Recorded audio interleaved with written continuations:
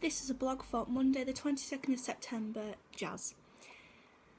So to start the lesson off, we started the lesson with a hangman exercise where we were in groups of 3 and had to play the game Hangman. We did this because we were recapping of things we've learnt. So I went up and I wrote down technique, and other people had to guess what the letters were, and then finally realised the word was technique. And then some people put plies, flat backs, tilt, quality, stamina, all that sort of stuff, because we've done that over the past few sessions. Then we looked at the structure of a class. In our classes we usually do crunches, sit-ups, planks, press-ups, flat back exercises, tilts. And after this we went on to doing the class because Jade was ill today, so we had Cindy doing them, so that's why Cindy needed to know the structure of a class. We started doing crunches and then did them at different paces, and then did full sit-ups, which I'm fine with doing sit-ups and crunches. I actually quite enjoy doing them and I can do them for quite a long time, so I did them no trouble. We then did an exercise called Sally press-up exercise. This is where you play the song Bring Sally Up, and every time the person says Bring Sally Down or Bring Sally Up, you go up on the Bring Sally Up and down on the Bring Sally Down whilst doing a plank. So you're on your forearm when you're down, and then you push up into a full plank. I struggled with this because I've never done this before, and I do admit I did put my knees down because my arm strength is not a great deal. It's absolutely terrible, so I need to increase this by practicing the Bring Sally Up, Bring Sally Down, which I can do at home, and keep increasing it each time and see if I can do it further and further. We then went on to the exercises which Jess, Laura and Amy taught because Cindy doesn't know how Jade's done them. I'm becoming stronger on them. I'm still getting my balance in. My balance isn't great on the tilt exercises, but my flat back exercises, because I've done them before, they're fine. I can push myself a little further, but I'm not because it hurts. But I need to push through the pain barrier to get to the result, which will strengthen my leg muscles, my core muscles and my arm muscles. My tilt, I'm still a bit wobbly on my balance. I just need to focus and not look at anyone else. My tilt's becoming stronger, and when I'm going into a flat back, I'm lifting my leg higher. So this is good. And then we went on to learning the movement phrase for the panto. And the song we're doing it to is Apache, Jump On It.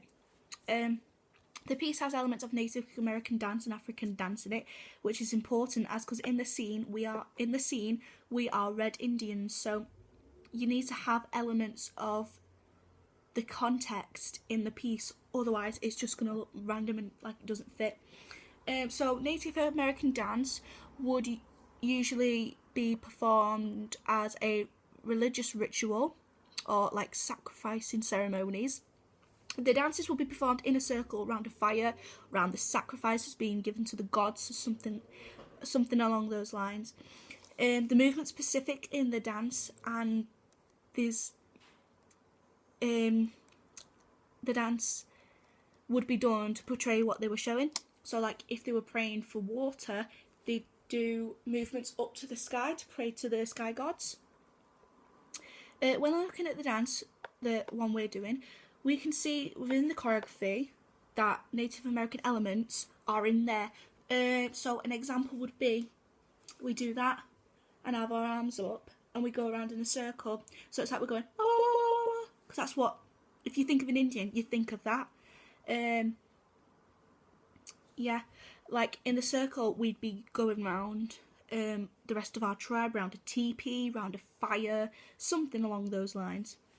We can also see a mixture of jazz elements within the piece. Excuse me. As we're doing hip isolations, so we go into a deep second and do hip isolations with our pelvis, and we need to really emphasize this to hit the beats, because the stress beats, so that's bringing musicality into it.